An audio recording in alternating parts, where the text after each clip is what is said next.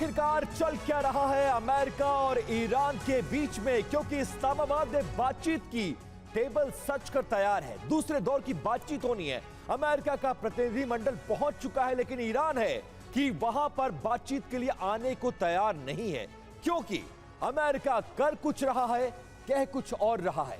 एक तरफ बातचीत का दिखावा और दूसरी तरफ हॉर्मुज पर अमेरिका की नाकेबंदी ने ईरान का दिमाग खराब करके रख दिया है। ईरान ने साफ कह दिया है कि हम तब तक बातचीत की टेबल पर नहीं आएंगे जब तक आप हॉर्मुज का UEM जयपुर एक आदर्श लक्ष्य है। भावी छात्रों के लिए अच्छी नौकरी, भविष्य के लिए तैयार कौशल के साथ अच्छी शिक्षा। रास्ता नहीं खोलते, क्योंकि ट्रंप समंदर में डकैत बनकर वहां पर नजर आ रहा है और इसी को लेकर ईरान ने ऑपरेशन 3, मुस्तफा ने ऑपरेशन 3 तैयार कर लिया है। नमस्कार, मैं हूं विपिन चौबे और आज इसी खबर को करेंगे डिकोड और विस्तार से बताएंगे कि आखिरकार अमेरिका और ईरान के बीच में चल क्या रहा है। अमेरिकी डेलीगेशन जाने के बाद ईरान बातचीत की टेबल पर आने को तैयार क्यों नहीं है, और बहुत सारी खबरें होंगे, लेकिन बड़ी खबर से करने जा रहे शुरुआत। ईरान का ऑयल रूट पर अटैक का पूरा प्लान तैयार है।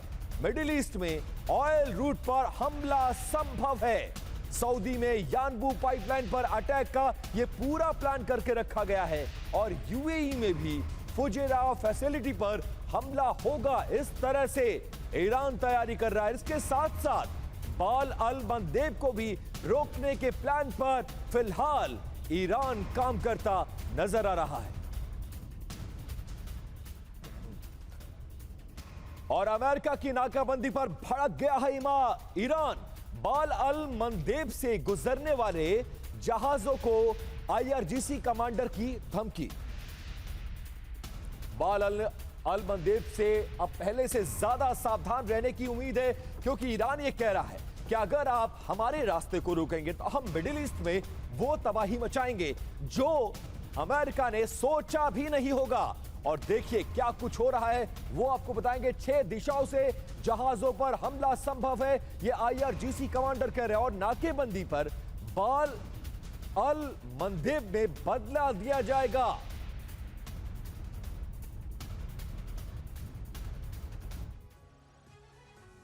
और ईरान के टुस्का शिप पर हमले के साथ ही सीजफायर पूरी तरह से टूटती नजर आई है।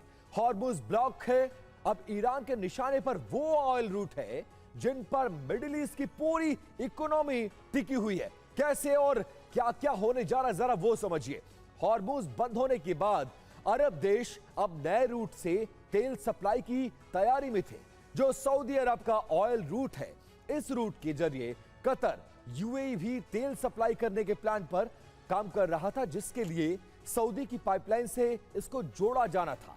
यह पाइपलाइन फुजेरा से सऊदी अरब, कतर से सऊदी अरब ले जाने का पूरा प्लान बनाया गया था, लेकिन सऊदी अरब की पाइपलाइन 1200 किलोमीटर लंबी है, जो सऊदी अरब के फारस की खाड़ी में पड़ने वाले अल कैक पोर्ट से लाल सागर में पड़ने वाले यानबू टर्मिनल तक जाती है।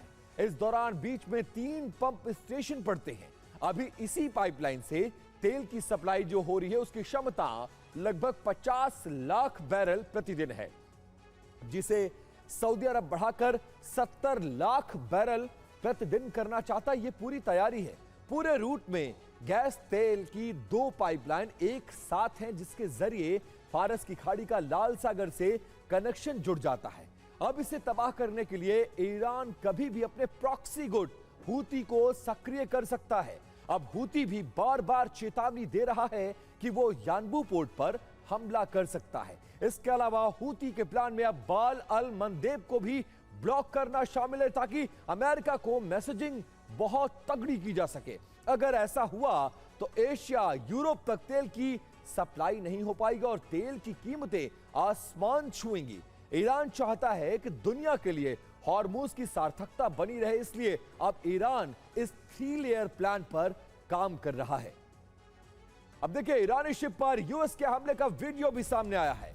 ईरानी शिप टुस्का पर हमले का यह पूरा वीडियो। चेतावनी के बाद हमला कर शिप को सीज कर लिया गया है। डिस्ट्रॉयर यूएसएस स्प्रॉन्स से हमला किया गया और नाकेबंदी का उल्लंघन कर रहा था। अमेरिका ऐसी दलील देता हुआ नजर आ रहा है। अब देखिए जो समंदर है वो बैटल ग्राउंड बन गया है और विध्वंसक युद्ध का काउंटडाउन शुरू हो गया है। ईरानी जहाज टॉस्का को रोका गया है और बंदर अब्बास पोर्ट पर जा रहा था ये ईरानी जहाज। 17 समुद्री मील प्रति घंटे की इसकी रफ्तार थी। यूएस मरीन ने 6 घंटे तक इसको चेतावनी जारी की। चेतावनी ना मानने पर यूएस नेवी का एक्शन देखने को मिला है और यूएसएस स्प्रॉन्स ने इंजन रूम पर हमला किया। यूएसएस स्प्रॉन्स ने MK-45 गन से इस पर गोले दागे हैं और एक्शन से ईरानी शिप का प्रपल्शन निष्क्रिय हो गया है। फिर 31वीं मरीन यूनिट के मरीन्स सक्रिय हुए और यूएसएस त्रिपोली ने यूएस मरीन ने उड़ान भरी है इस और हेलीकॉप्टर्स के जरिए टॉस्का पर उतरे हैं। अमेरिकी नेवी ने ईरान शिप को फिलहाल अपने कब्जे में ले लिया है। अब ईरानी शिप पर यूएसएस स्प्रॉन्स से फायरिंग की गई है। कार्रवाई पर अमेरिकी सेंट्रल कमांड का बयान भी सामने आ गया है कि पेशेवर तरीके से और सीमित कार्रवाई अमेरिका ने की है। कार्रवाई इसलिए ताकि नियमों का पालन हो सके।